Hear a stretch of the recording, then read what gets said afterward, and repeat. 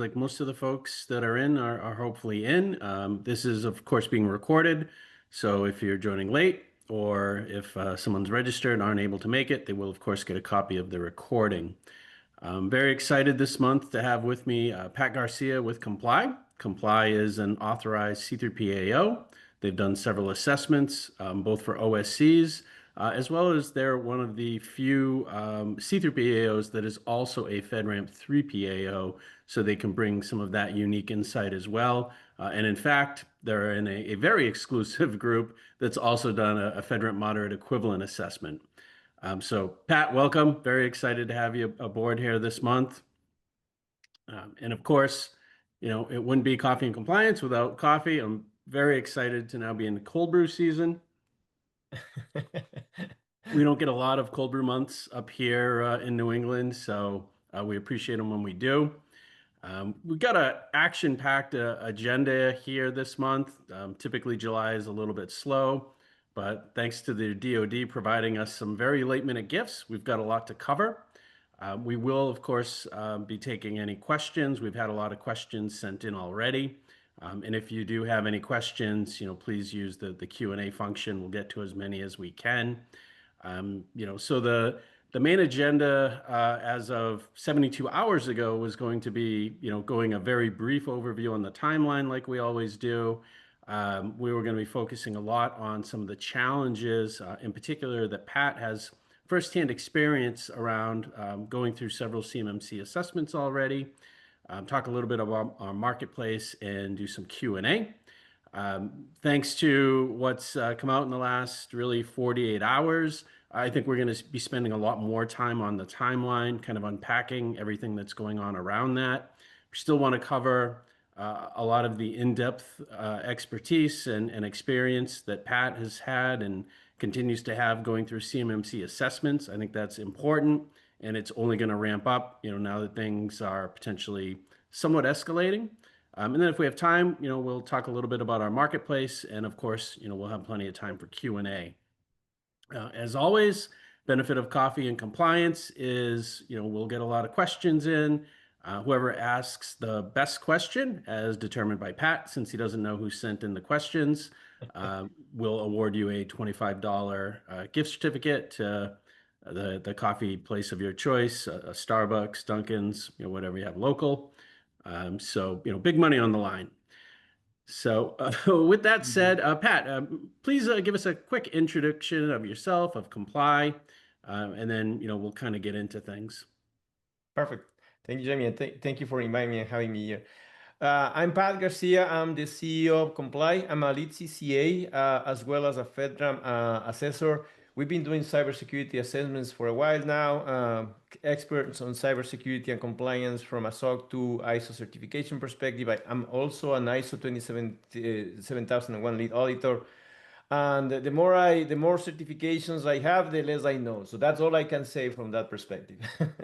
Welcome. Thank you for having me. Thanks, Pat. And all of the Pat's contact info will be provided a little bit later as we go along. And again, just I know I'm assuming most of you that are on here have seen me since I've been doing these for quite a while now. But just in case, I'm Jamie Loopold, Director of Channels and Alliances here at Prevail. I'm a CMMC certified professional. And within my role, I'm typically bringing together both our customers and our partners to help them along the compliance journey, trying to pair together the best partners with the right customers, depending on where they are in their journey, whether they need an assessor like Pat and Kompleye, or they need a managed service provider, or they need some consulting services. So that said, let's dive into the timeline. There's a lot to unpack here, again, because of kind of some late breaking news. So Orly, if you don't mind pulling up our slides.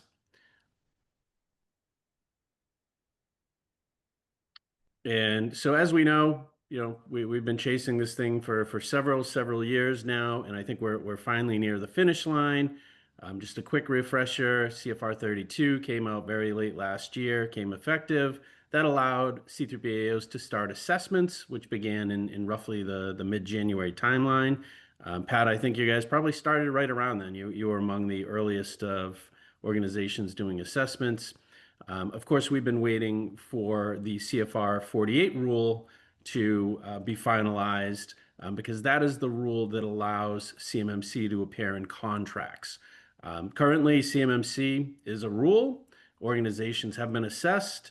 Here at Prevail, we've had now over 30 organizations that have successfully uh, achieved a 110 score on their CMMC assessment, and that includes OSCs, that includes C3PAOs, as well as organizations that have gone through the JSV or even a DIBCAC high assessment. So very excited about that. We've seen a lot of success. And I think we've got probably at least a half dozen assessments that are ongoing now and several more planned throughout the rest of the year with our customer base.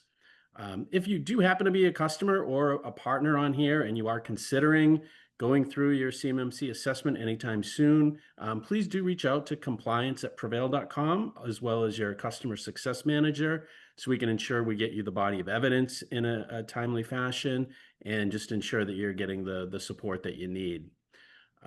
So generally speaking, this is kind of where we've been cutting off the timeline discussion because we've been waiting for CFR 48. Thanks to the DoD and OMB kind of pushing things a little bit forward. We're now able to say that CFR 48 is finally at OIRA. Next slide.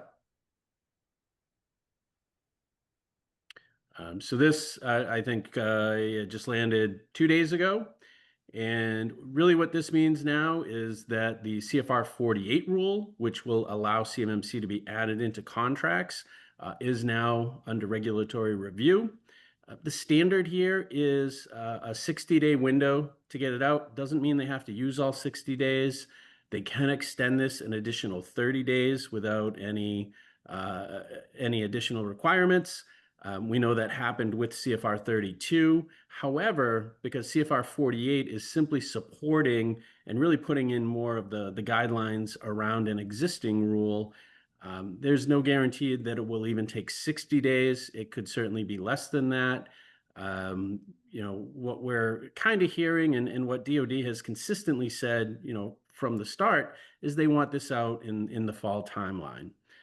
If you also then assume that the DoD and the federal fiscal year starts in October, it would make a lot of sense to have this out and effective come the new fiscal year. No guarantee, nobody knows until this is official, but I think it's a safer bet to, let's say, assume that the CFR 48 is finalized and effective come October versus waiting to, let's say, December or January of 25 or of 26. I do think we'll certainly see it this year, and I would guess it'll likely come in the October timeline. Pat, I don't know if you have anything else to add there, anything you're hearing. Yes, it's the same thing. We are waiting for it actually to happen by the end of September. Everyone is aiming and organizations on scheduling assessment because of the rule and also implementing systems because they know and acknowledge they may need to self-assess and report the score to DoD after October 1st, especially for new solicitations and new contracts.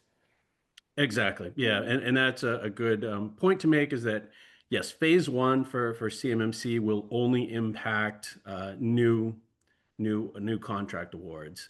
And there is the provision that phase one could be self-assessments with contracting officers having the option to add third-party requirements, C3PAO certifications in certain contracts. We don't know what that's going to look like. If anyone tries to tell you they do, I would be very cautious of them unless they're DoD. So with that said, I thought this was going to kind of be some big news that we provided. And then we just had a second significant piece of information come out, and that was courtesy of a memo directly from the Secretary of Defense. And this is, you might not be able to read it all, but I think the important thing here is that they're talking about really escalating both the CMMC program, the SWIFT program, which is their secure software framework, as well as the FedRAMP program, really hardening those, making sure that they're doing everything within their power to ensure that nefarious actors, and I think they specifically call out China and Russia and others, are not compromising the defense industrial base DoD systems, etc. The thing I want to point out here is that if we look at the actual date of this, which hopefully you can see was July 18th, and then if we look at the very bottom, you'll see it is a relatively short memo. We will post a link to it that if you haven't found it already, we'll be sure to share a link to it towards the end of the presentation so you can get access to it. But what I do want to call out is the very last line where it does say, I direct the DoD CIO to issue additional implementing guidance within 15 days of the date of this memo. That to me is an extremely short timeline when you typically see a memo. Generally speaking, you'll see a memo, give them 90 days, 6 months, depending on what the program is, what the requirements are. 15 days coincides, with the end of this month. So I don't know exactly what that means, but it seems like, with some of the things going on in the news around hacks and we're not going to get into too much detail, but certainly our adversaries, have been active going after the DoD systems. I think that they are, accelerating things, and I think we'll see a lot more, in the coming weeks. If you have vacation time planned in August, good luck. That's kind of all I'll say there. Pat, I don't imagine you'll be taking any vacation anytime soon. Not anytime soon at all. Great. So, that's what we want to unpack with the timeline. It seems that things have dramatically accelerated in the last 72 hours based on CFR 48, based on the DoD memo. Nothing official, things could still go out there for a while. But if I was, putting a bet on this, I would bet, we're going to be closer to October versus, let's say, December, January at this time. So what we want to do now is get kind of back to our regularly scheduled programming, and that was because again, we brought Pat on. He's done several assessments now, including several 110s. He's worked with Prevail customers. He's worked with non-Prevail customers. But we just wanted to kind of share, some of the stories, give you some perspective. Of course, everything is going to be anonymized. But what we want to do is just kind of give our audience some things to watch out for. What has Pat seen that maybe have been causing some issues? And I think, Orly, do we have a poll that we might want to share with the audience? Yep, sharing it right now. Excellent. And so these are going to be, some of the areas that we dive into: documentation, scoping, technical controls. What are you seeing as your challenges? And then, Pat is going to share a little bit about each where he's seen, some potential issues, some things, maybe just to watch out for. And we'll just leave that, open, looks like for about 30 more seconds. Gives me an opportunity to have some more cold brew. Yep, we'll do it for about another 30 seconds or so. Then I'll close it, and maybe at the end, before we launch into Q&A, we can share the results. Perfect. Perfect.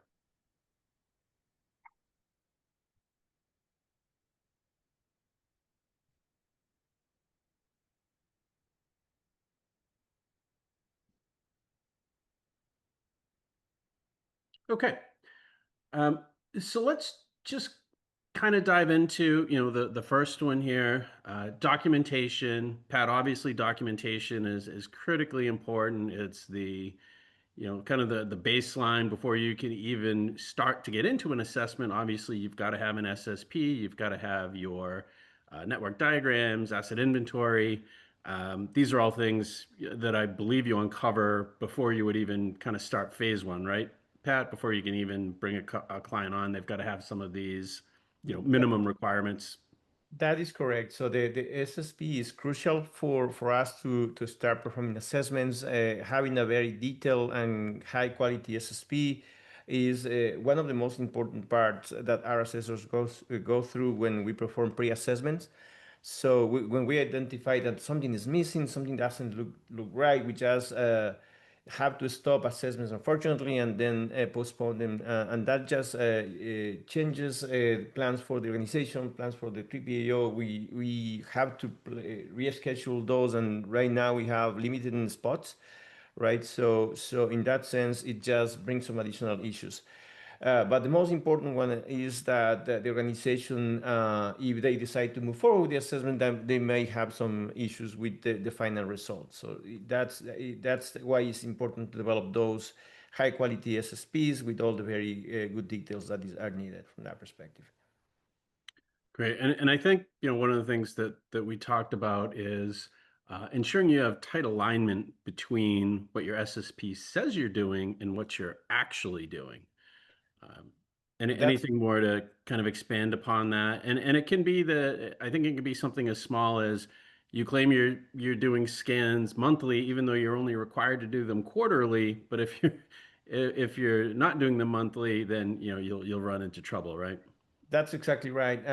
We have run into some situations where organizations just have something depicted in policy and procedure, and they do something very different in real life, right? So, as you mentioned, they may have a policy that depicts a 7-day, let's say, remediation for vulnerabilities, and they do it in 30 days, right? So that's important.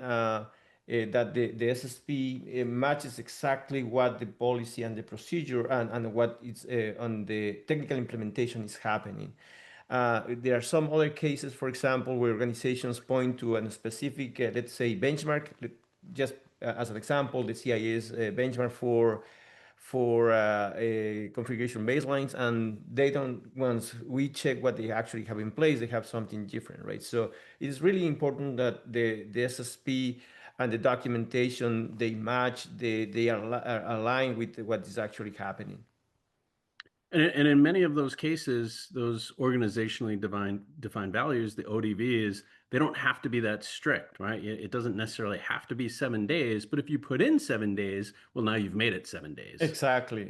That, yeah, you don't have to map to a benchmark, but if you put it in your SSP, well, guess what? Now you have to map to a benchmark. Exactly. So, yeah, just, you're not getting extra credit for making it, more challenging, but if you do make it more challenging and you're not you have to meeting meet the the requirements, yeah. then you're going to fail.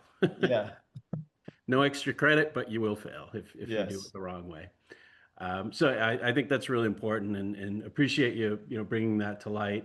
The next one, that everyone I think talks a lot about, I hear it constantly on customer compliance calls, even talking to partners, is scoping. Scoping, I think, has even taken on a heightened sense of awareness now as we start talking about ESPs, external service providers, cloud service providers, MSPs. You know, can you just help us understand, and maybe for some of the folks that haven't started their scoping, what to watch out for? Scoping isn't just your laptop that has CUI these days. It can be, but it's typically not. But let's just dive into that a little bit deeper. Oh, yeah. No, we have had several cases where companies have reached out to us and stated that they only have one computer and one computer only, and that's the CUI environment, right? So, and then when we start the discovery phase, we found out that that computer is also or has access to, let's say, an office environment, which is cloud-based. And that cloud-based environment is not FedRAMP equivalent or ATO, what have you. So in those situations, right, there are organizations that need to right-size the scope, understand where CUI flows, understand what the different requirements are for MSPs and ESPs. There are misconceptions that are driven by, unfortunately, by misinformation out there, that MSPs do not need to provide any additional information or may not need to participate in the assessment. That's just not factual, right? So they need to be part of the assessment team. They will need to respond to the assessor questions as well, and they need to provide all the information, detailed information on what the responsibilities are. There is also key within the scoping for the assessor to understand the shared responsibility matrix, what the MSP or ESPs are responsible for, so we can ask the right questions. Now, it is important also for those organizations to be present during the assessment. So during the pre-assessment phase, we request the OSC to make sure those individuals that interact with them will be present during the assessment week or assessment phase. So that is key for a successful assessment as well. Again, there are some cases where organizations have not appropriately defined the scope.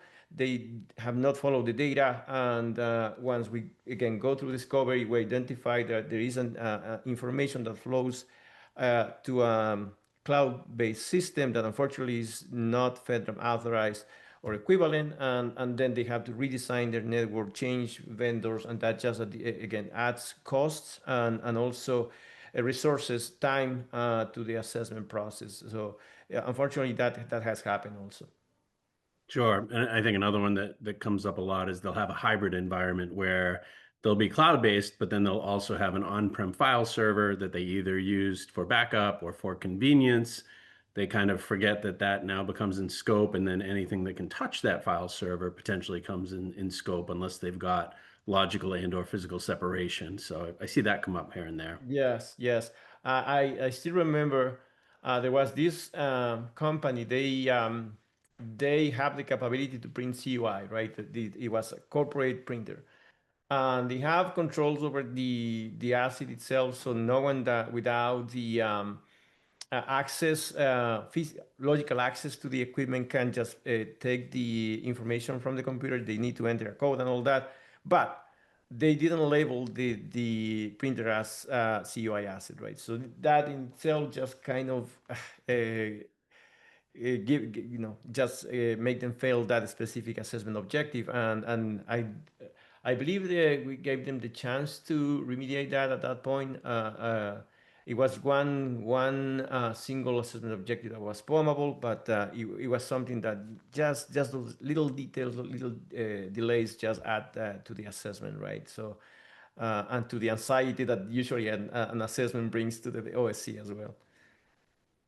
That's that's That's very true. Yeah, scoping is critical. You've got to do it. And I think I think it's also important to point out that scoping is something you need to get agreement with your C3PAO on before you start the assessment. Make sure that you're in alignment around what your scope is, what your cloud services are, your external services, and just make sure you have that discussion and you're not kind of introducing scope creep as you go through the assessment because all of a sudden they're finding things that weren't discussed or weren't agreed upon, before the assessment started.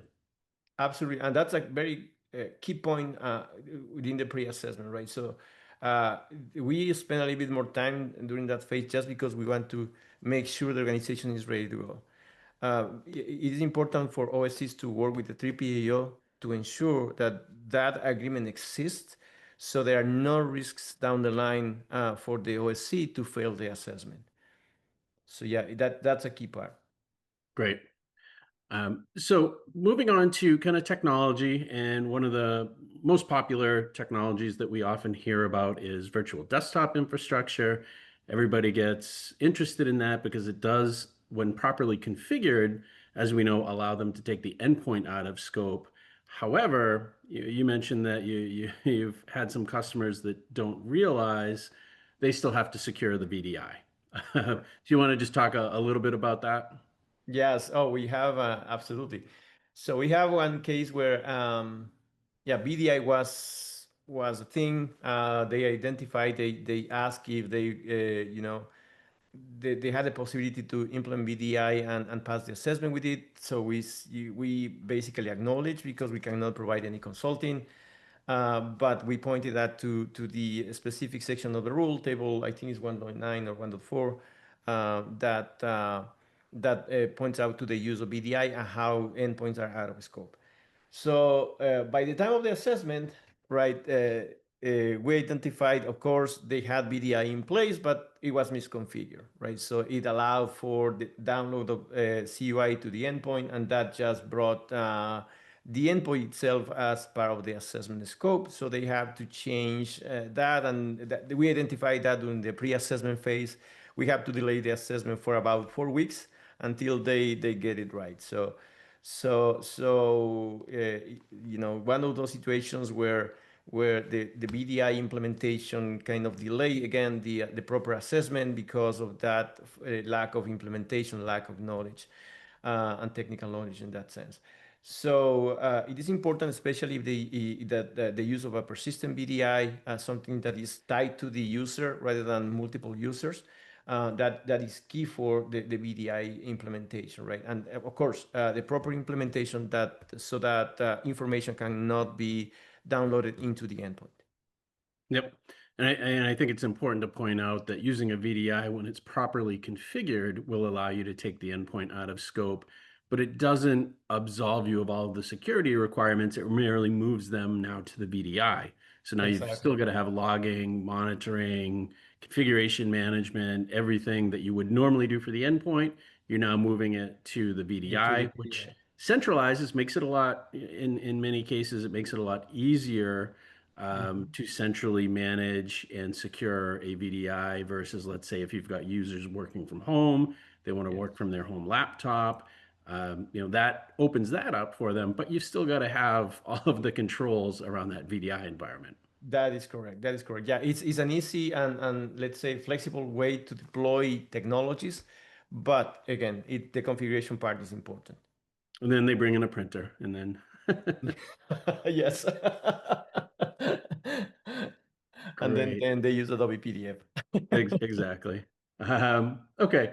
So I know we were going to cover the Prevail Marketplace a little bit. I will just mention, if you are looking for a partner such as Pat, and of course we'll have Pat's contact info here shortly.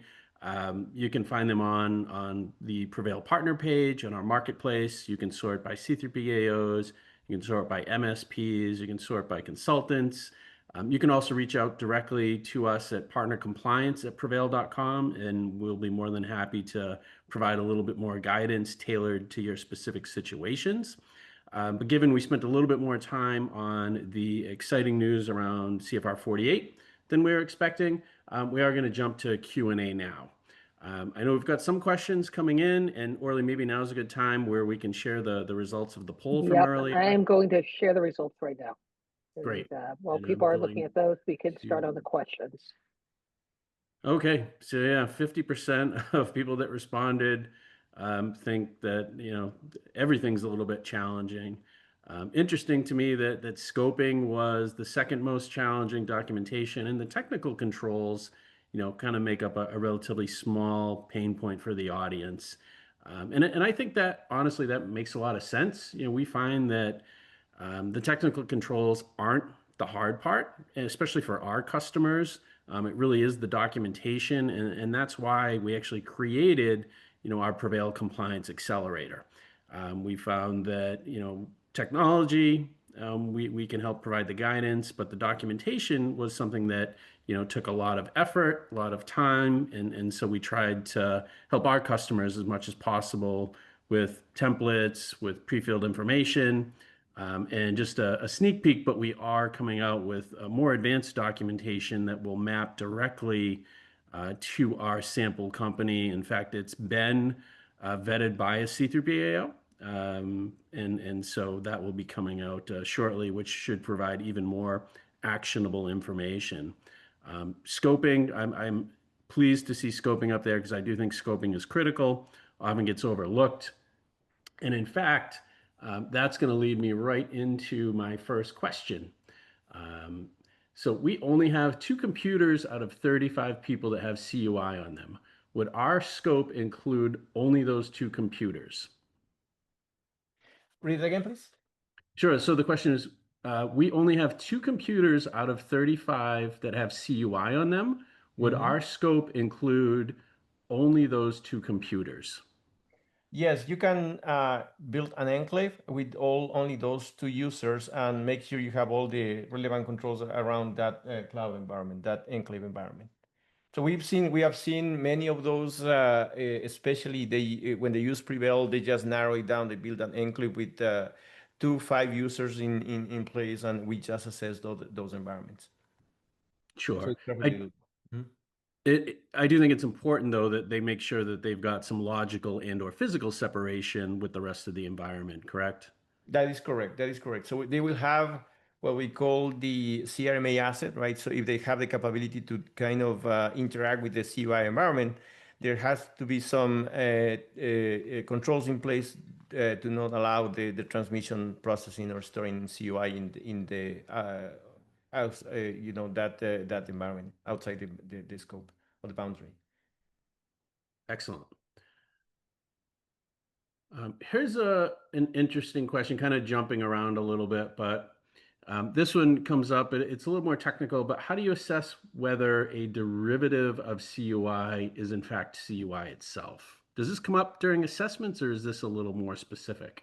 So yes, it does come up during assessments, and there is some technical guidance we're gonna issue in the coming months in that sense. Just to provide additional context, right now CyberIB is setting up committees and subcommittees to respond to these additional details. I don't want to kind of provide additional guidance on that side, but yeah, there is some ways that derivative CUI is going to be addressed as well. But for us, for assessors, derivative CUI is still CUI, right? And that is considered part of the assessment process itself. Okay, that's great to hear that they are coming out with more guidance, because I see a lot of confusion around that.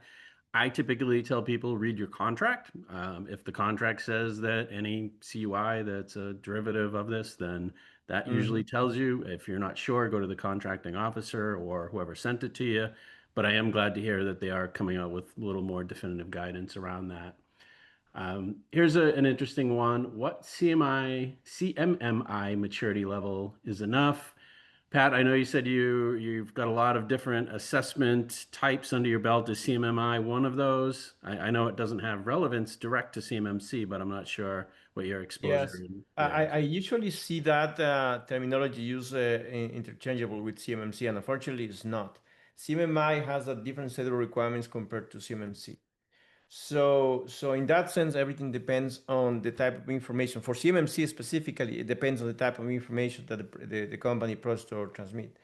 The first way to find the right CMMC level is to reach out to the contracting officer. They will let you guys know what is the right level.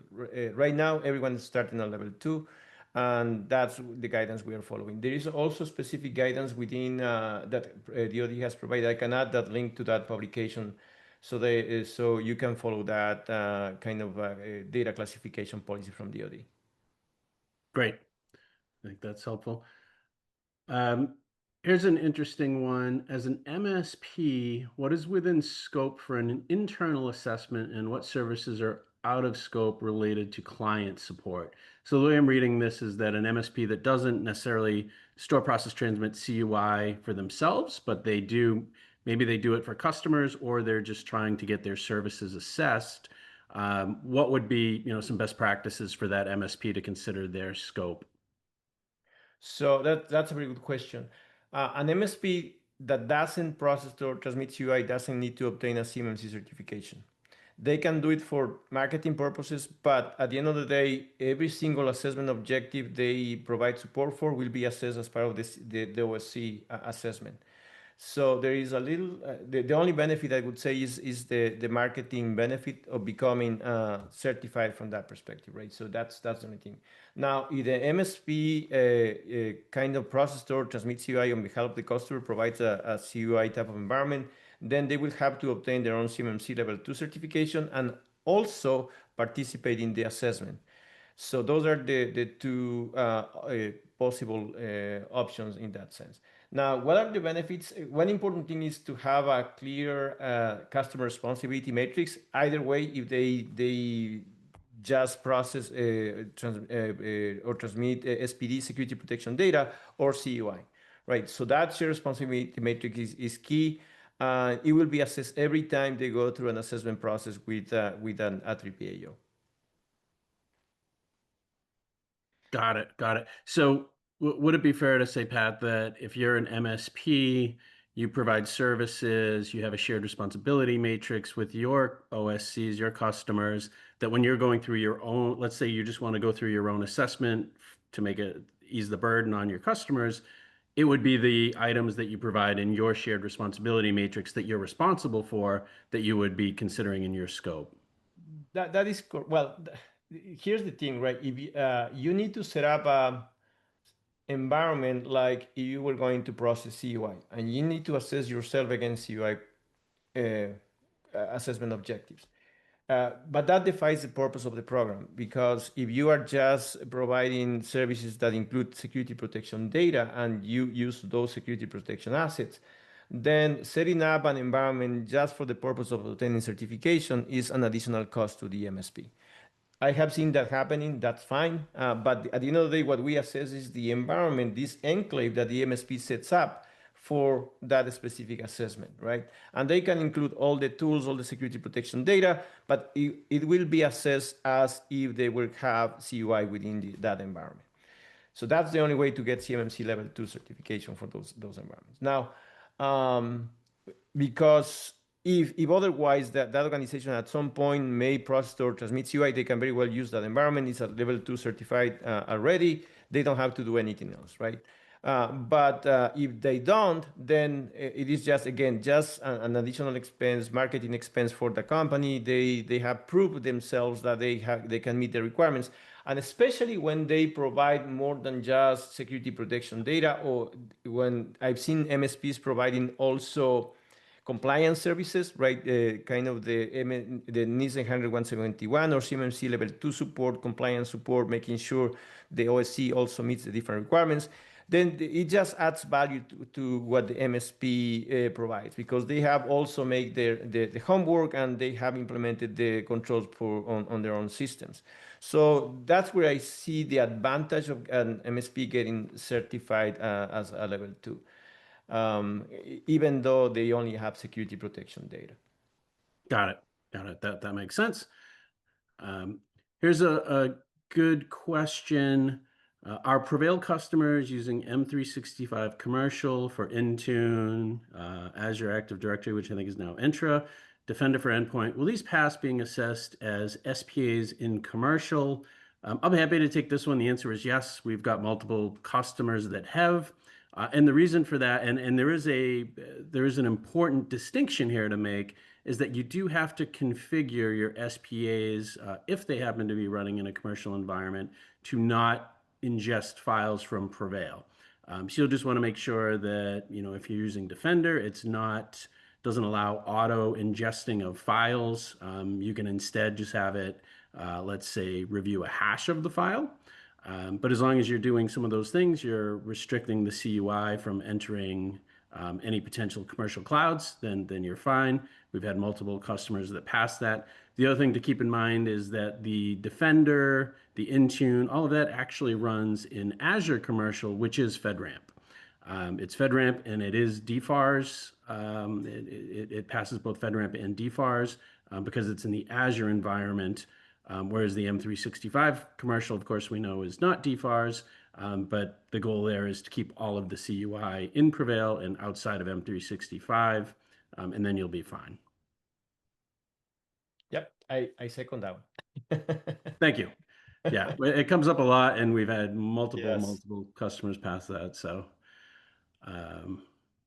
let's see, we've got a lot of questions that are coming in. I'm trying to see if we have some that are pretty unique.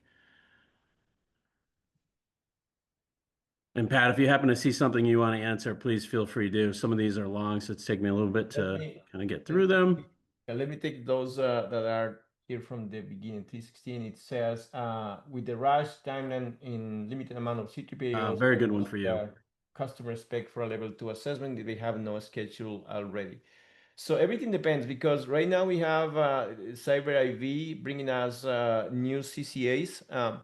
So you can always find a C3PO that has capacity to provide you these assessment services, right? So everything depends on if you are ready or not, because we can always find a way to schedule your assessment this year rather than next year. So if you believe you're ready, we will find a way to schedule your assessment. All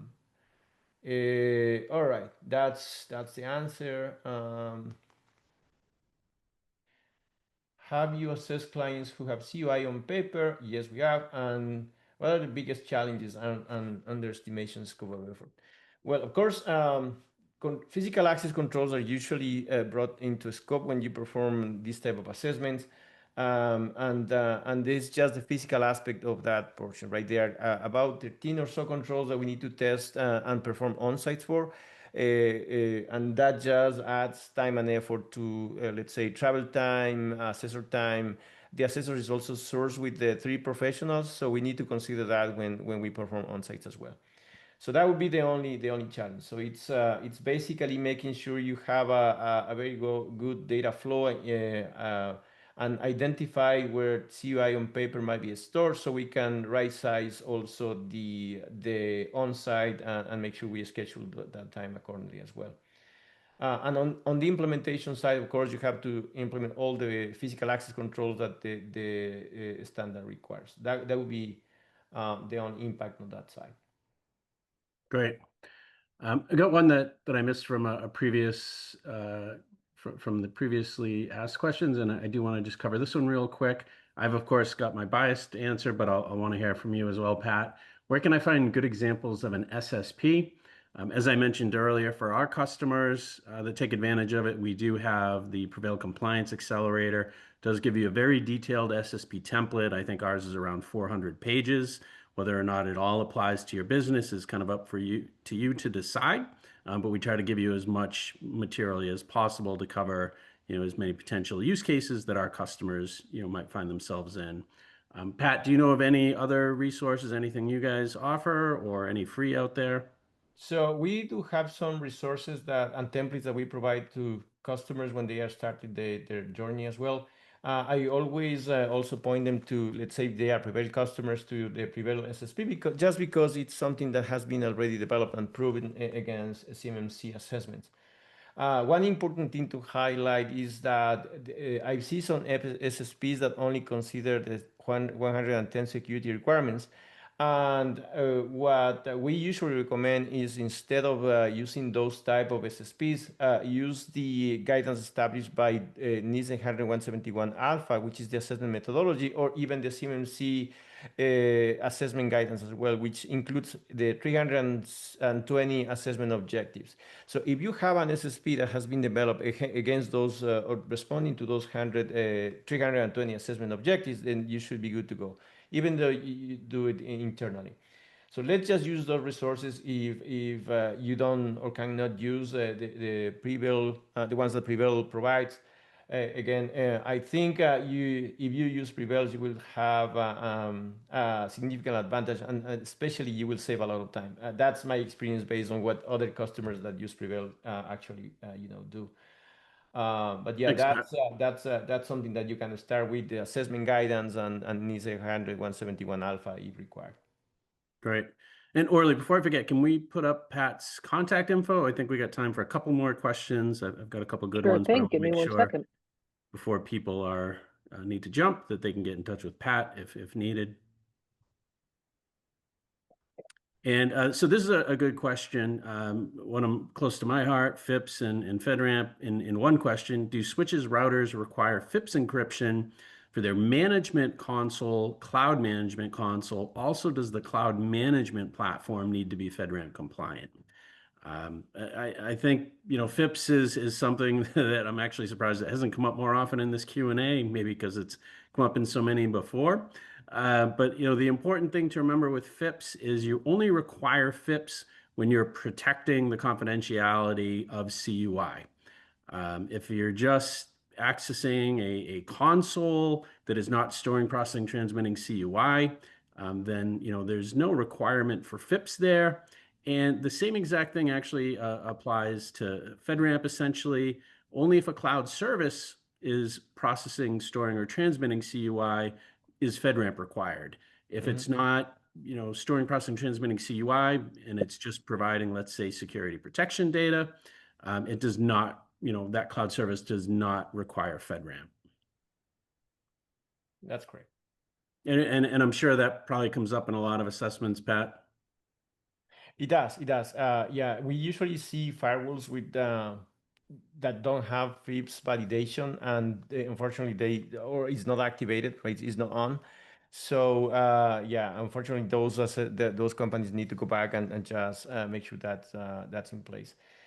But yeah, it's yeah, you're accurate in that side. But if they're not passing unencrypted information through the firewall, that wouldn't necessarily need FIPS, right? If they're, let's say, using Prevail, which is providing its own Right, end-to-end exactly. encryption. Yes, yeah, exactly.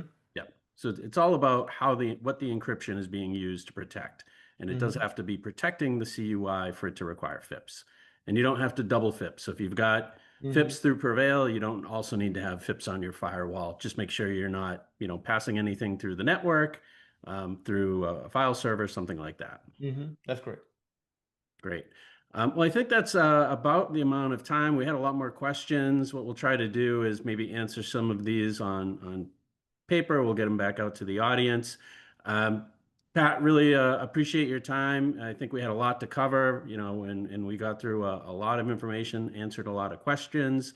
Now comes the hard part. You do have to pick the best question that was asked, and we're gonna give somebody that life-changing gift certificate to a Dunkin's or a Starbucks. So I'll run through them real quick. Some of the questions that were asked. We asked about scoping. If I have, 2 computers out of 35 people, can I scope just those 2? We had a question about derivative CUI, a question about MSPs, what's in scope for them, question about CMMI, good example of an SSP, question about our Prevail customers successful, passing assessment with M365 Commercial and Defender and Intune. Question about clients using paper CUI. Trying to see what else we had there. I think there might have been 1 or 2 others. But if you've already got one, and a question about the rush timeline, limited amount of C3P AOs. What does that mean? I think there is a quick question from Leonardo regarding one thing that I mentioned during the call, during the presentation, and that's if a company is this is an MSP supporting a CMMC customer, and the MSP doesn't have any plans to handle CUI if they are required to get a FedRAMP or solution. So the answer is no. If they only process, store, transmit security protection data, then they don't have to meet the FedRAMP requirements, either equivalency or ATO. So that's a quick question for that one. Oh, I say I missed that question. Yeah. So which question is the winning question, Pat? Oh boy.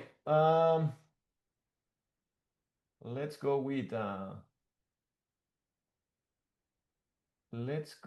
because we talk about SSPs on the very detailed level of that. Let's go with the SSP question that we have in terms of the detail that it needs to have.